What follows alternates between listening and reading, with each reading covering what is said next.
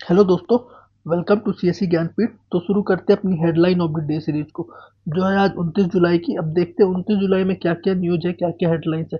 इससे स्टार्ट करने से पहले दो चीज़ बताऊंगा। पहला यह है कि संडे और मंडे की ये जो क्लास नहीं हो पाई है, उसका पीडीएफ टेलीग्राम में मिल जाएगा, और पीडीएफ के लिए ये टेलीग्राम ज्वाइन करना है। ये दो चीज़ें, इसे सर्च कर लीजिए ज्ञानपीठ अंडर स्कोर सी, या फिर इसे स्कैन करके पीडीएफ मिल जाएगा।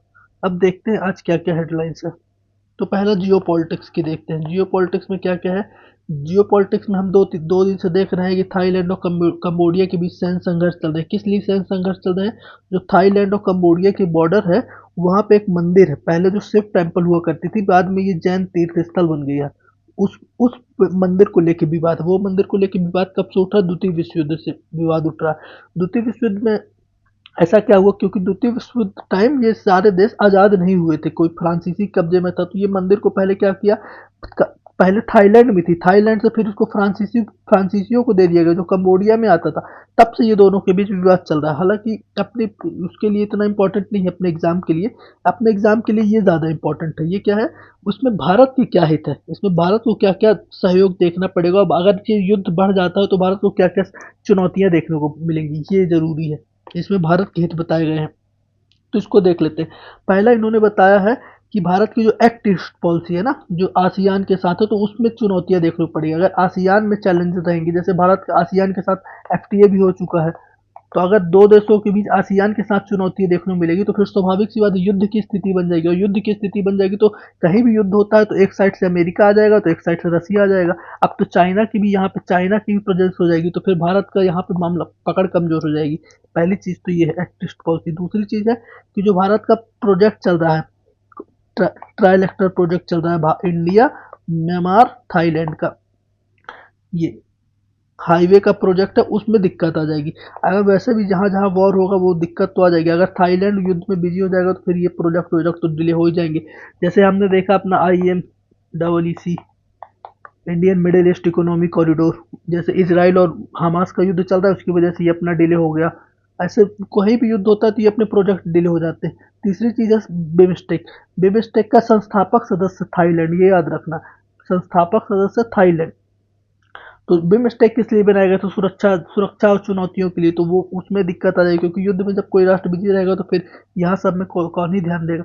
तीसरा वही सामरिक हित है हमें। सामरिक हित क्या है? जैसे साउथ चाइना सी से लगा है ये सारा मामला। साउथ चाइना सी क्यों विवादित रहता है? क्योंकि साउथ चाइना सी को चीन अपना एक क्षेत्र मानता है, तो इसलिए ये बात है कि सामरिक प्रॉब्लम्स है। और फिर अगर यहाँ पे युद्ध होता है, तो युद्ध में स्वाभाविक सी बात है कि एक पक्ष चाइना बनेगा ही बनेगा, तो उसकी यहाँ पे पकड़ और मजबूत हो जाएगी साउथ चाइना सी में। ये यहाँ की मैपिंग याद रखिएगा। यहाँ पे ऐसे थाईलैंड है, फिर यहाँ पे कंबोडिया है, यहाँ पे वियतनाम है। ये पूरा साउथ चाइना वाला इलाका है, साउथ चाइना सी। ये वियतनाम हो गया, है ना। ये बताया गया इसमें। तो इसमें लिख बोला, और ये बताइए कि इसमें भारत को क्या करना चाहिए। भारत को सहयोग करना चाहिए, किसमें? दोनों के बीच संधि करवाने में सहयोग करना चाहिए। अभी हम देखते हैं, हालांकि संधि हो गई है ये, तो इसको भी अभी देखते हैं। और इसमें क्या बताया गया? इसमें भी वही बताया गया कि अगर यहाँ पे प्रेजेंस बढ़ती है तो अमेरिका आ जाएगा, जो मैंने बताया है। झड़पें होंगी, क्योंकि जो थाईलैंड है वो अब रसिया से हथियार लेगा, तो कंबोडिया में फिर अमेरिका आ जाएगा, और फिर जब यहाँ पे रसिया आएगा तो चाइना की प्रेजेंस बन जाएगी। तो ये त्रिपक्षीय संघर्ष फिर जाके ये केवल थाईलैंड और कंबोडिया बस को नहीं लेके समेटेगी, फिर ये विश्व को समेटने लगेगी। अगर यहाँ पे रसिया चाइना आएगा, यहाँ पे अमेरिका आएगा, तो स्वाभाविक सी बात है भारत को भी एक पक्ष में खड़े होना पड़ेगा। और भारत एक पक्ष में खड़ा होगा तो अगर अमेरिका आया तो फिर नाटो भी आ जाएगा, नाटो आया तो यूरोप आ जाएगा। ये मामला बड़ा लंबा हो जाता है। हालांकि ये सारे इनडायरेक्ट होगा, डायरेक्ट नहीं होगा। ये याद रखिए, जैसे रसिया यूक्रेन का वॉर चल रहा है तो डायरेक्ट कोई नहीं खड़ा, लेकिन इनडायरेक्ट देखिए पूरा नाटो, पूरा यूरोप खड़ा है यूक्रेन के साथ, तब तो इतने दिन से सर्वाइव चल रहा है। तो ये उसकी बात कही गई है। अब ये देखते हैं, हाँ, इन दोनों के बीच संधि हो गई है। तो संधि में अब फिर जैसा कि अपने यहाँ पहलगाम संघर्ष हुआ था, तो अमेरिका के राष्ट्रपति ने कह दिया था कि हमने संधि करवाई है। फिर से इसका श्रेय अमेरिका के राष्ट्रपति ने ले लिया है कि ये संधि हमने करवाई है। हालांकि ये संधि तो ये इन दोनों के बीच में हुई है, अमेरिका के राष्ट्रपति का कोई योगदान नहीं था, बस इन्होंने श्रेय लिया है। जैसे भारत में ले लिया था, भारत पाकिस्तान वाले मामले में। हालांकि एक चीज मैं बता दूं, ये कहीं कोई कहता नहीं है ये इतना श्रेय क्यों ले रहे हैं संधि का। इनको शांति पुरस्कार की वो चढ़ी है, शांति पुरस्कार मिल जाए, हालांकि ऐसे मिलता नहीं है ये। तो देखते हैं, ये इसमें संधि पहले तो ये बताया गया है क्या क्या संघर्ष हुए। ये तो हमने ऊपर जो देखा है, उसी का जिक्र है। बस ये संधि, इसमें दो चीज़ बताई कि ये जो संघर्ष है ये दोनों के बीच, ये आज का नहीं है, बहुत समय से। जैसे थाईलैंड का पुराना नाम सियाम है और कंबोडिया का पुराना नाम कंबोज है, तो ये सियाम और कंबोज से संघर्ष चल रहे हैं, आज के संघर्ष नहीं है। क्योंकि ये जो मंदिर है ना, ये कौन सी आज की मंदिर है, ये तो बहुत समय पुरानी मंदिर है, तब से संघर्ष चल रहा है। और ये आज के वंश में ज़्यादा संघर्ष है। ये थोड़ा यहाँ पे राजनीति के जिक्र है कि यहाँ उनके जो शासन है उनका क्या व्यवहार रहा है इसके प्रति, थाईलैंड के प्रति, और थाईलैंड का कंबोडिया के प्रति जो व्यवहार है उनके शासन का, प्रेजेंट पॉलिटिक्स भी का कैसे काम कर रही है वो यहाँ पे बताया गया है। बाकी इस मंदिर का बात है, नुकसान क्या होगा कि ये युद्ध भारत, ये दो देशों तक नहीं रहेगा, फिर ये और ज़्यादा समेट जाएगा। बस ये याद रखिएगा कि अब संधि हो गई तो अब इतनी टेंशन की बात है नहीं। ये मालदीव के साथ अभी प्रधानमंत्री जी दो देशों की यात्रा में थे, ब्रिटेन गए तो जहाँ एफटीए हो गया है, इसके ऊपर भी एक आर्टिकल है, ये है एफटीए, उसकी भी बात करेंगे आज। और ये मालदीव में क्या क्या हुआ, उन्होंने 4850 करोड़ रुपए का वो दिया, 48 से 50 करोड़, वो सब पता ही है, कल परसों में हमने देखा ये। बस इनमें दो चीज़ का जिक्र किया, एक तो पहली वही सारी चीज़ बताई गई है मालदीव का क्या है। बस इसमें दो मुख्य चीज़ जो बताई गई है, इन्होंने बताई है दो लोगों ने, वो ये बताया कि भारत को मालदीव से क्यों सतर्क रहना चाहिए। सतर्क रहने के दो कारण बताए, पहला तो ये है कि मालदीव में भारत विरोधी भावनाएं चल रही हैं, दूसरी बात है कि चाइना का प्रेजेंस, चाइना का मालदीव में प्रेजेंस बढ़ता जा रहा है, चाइना मालदीव में नेवल बेस तक बना रहा है, इसलिए भारत को वहां पे दो चीज के लिए सतर्क रहना चाहिए। और तीसरी चीज यहाँ पे इसमें बताई है, जब आप पढ़ेंगे इसको तो समझ आएगा, मैं समरी बस बताता जा रहा हूँ। तीसरी चीज ये बताया गया कि मालदीव भारत के लिए क्यों इंपॉर्टेंट है या विश्व के लिए क्यों इंपॉर्टेंट है। तो इसके लिए ये बताया कि जो मालदीव की लोकेशन याद है ना सबको, ये इंडिया होगा, यहाँ पे है मालदीव, ये कौन सा इलाका है, ये यहाँ पे जोड़ता है गल्फ और पैसिफिक, यहाँ पे मलक्का है, ये पूरा हिंद महासागर है, यहीं से सबसे ज़्यादा ट्रेड होता है, चाइना के पूरे वेसल्स यहाँ से निकलते हैं, भारत का सबसे बड़ा ट्रेड यहाँ से होता है, यहाँ से होते हुए, और ये रेड सी वाला इलाका है, रेड सी स्वेज कैनाल होते हुए यूरोप जाता है, ये पर्सियन गल्फ वाला इलाका हो गया। तो ये पूरा मैप याद रखना है। तो इन्होंने बोला कि मालदीव की लोकेशन बहुत स्ट्रेटेजिक है, क्योंकि वहाँ सबसे ज़्यादा ट्रेड होता है हिंद महासागर में, पूरा मलक्का स्ट्रेट होते हुए रेड सी होते हुए यूरोप की ओर ट्रेड जाता है, इसलिए चीन भी चाहता है अपना। और दूसरी चीज़ ये बताई इन्होंने कि जो मालदीव है, मालदीव भारत से बहुत पास है, अगर चीन यहाँ पे अपना नेवल बेस बनाता है तो भारत को ये घेरने की रणनीति हो जाएगी। तो यहाँ पे चाइना है, यहाँ से पाकिस्तान भी, ये दोनों का गठबंधन है, अगर मालदीव में ही बैठता है तो भारत को बड़ी दिक्कत हो जाएगी, सामरिक दिक्कत हो जाएगी। तो ये दो चीज़ है जो जिससे मालदीव की इंपॉर्टेंस बताई, इसलिए यहाँ पे दो चीज़ सतर्क रहने के लिए बताया। और तीसरी चीज़ जो इसमें नहीं है, जो हम कई दिनों से देख रहे हैं, वो ये कि भारत को अपने मालदीव से संबंध सुधारते रहना चाहिए। संबंध सुधारने का कारण बता दिया है, तो बस इतना ही था। अब देखते हैं एफटीए। एफटीए में सबसे इम्पोर्टेंट क्या है कि ये देखिए, ब्रिटेन और भारत के बीच मुक्त व्यापार समझौता की उम्मीद तो जग रहा है, लेकिन ब्रिटेन के बाजार का फायदा उठाने के लिए भारतीय व्यापारियों को वहां की अर्थव्यवस्था में सुधार और अस्थिरता का इंतजार करना पड़ेगा। इसमें क्या बताया है कि एफटीए तो हो रहा है, चलो ठीक है, लेकिन इन्होंने एक चीज़ ये भी बताया कि एफटीए में भी टाइम लगेगा। अभी एफटीए तो साइन तो हुआ है, लेकिन एफटीए तब लागू होगा जब ब्रिटेन की संसद उसे अप्रूव कर देगी, और ब्रिटेन की संसद इतनी जल्दी अप्रूव नहीं करने वाली, ये यहाँ पे लिखा हुआ है सब। क्यों अप्रूव नहीं करने वाली? एक तो ब्रिटेन की संसद में जो प्रवासियों का संघर्ष है ना, प्रवासियों का संघर्ष ब्रिटेन में काफी समय से चल रहा है। क्यों चल रहा है? प्रवासियों के कारण ही तो ब्रिटेन ब्रेक्सिट हुआ था, यूरोप से अलग हुआ था। तो ब्रेक्सिट भी हुआ था तो वो प्रवासियों का। तो अभी पिछले कुछ समय में भारत के काफी ज्यादा प्रवासी ब्रिटेन में जा रहे हैं, तो इस वजह से एक ब्रिटेन की संसद थोड़ा सा टाइम लगाएगी एफटीए को अप्रूव करने में। एफटीए साइन हो गया, लेकिन जब तक अप्रूव नहीं होगा तब तक लागू नहीं होगा। अब भारत के व्यापारियों को क्यों वेट करना पड़ेगा, इंतजार करना पड़ेगा, वो यहाँ पे बताया। उसका कारण क्या क्या बताया है?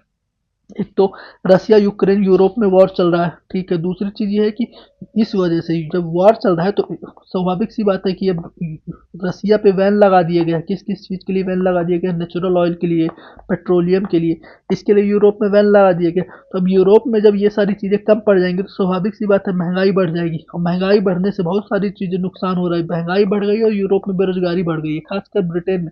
ब्रिटेन, जर्मनी, यहाँ पे लिखा है, आप पढ़ेंगे तो समझ आएगा। महंगाई बढ़ गई है और बेरोजगारी भी बढ़ गई है। बेरोजगारी का डेटा भी इन्होंने दिया, रोजगार अनिश्चितता बनी हुई है। यहाँ पे लिखा है, मैं समरी बताते जा रहा हूँ। तो ब्रिटेन और जर्मनी, लगभग पूरे यूरोप में महंगाई बढ़ रही है। महंगाई के कारण, और महंगाई का कारण मैं बता दिया हूँ, रसिया पे लगा हुआ बैन। क्योंकि ये ठंडे प्रदेश है ना यूरोप लोग, तो उनको नेचुरल गैस की बहुत ज़्यादा ज़रूरत होती है। नेचुरल गैस और पेट्रोलियम, ये सारी चीज़ों की बहुत नीड होती है। इस वजह से ये यहाँ पे भी लिखा है। और ये, सॉरी,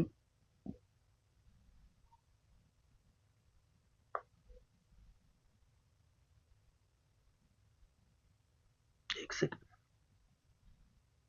ये यहाँ पे सारी चीज़ें लिखी हैं। रोजगार घट गया है, ऋण की कमी हो गई है, तो इस वजह से भारतीय व्यापारियों को थोड़ा वेट करना पड़ेगा, ये बताया गया। और यहाँ पे वही बताया जो मैंने बताया, संसद में भी अप्रूव करना पड़ेगा, समय लगेगा, प्रवासियों की दिक्कत होगी।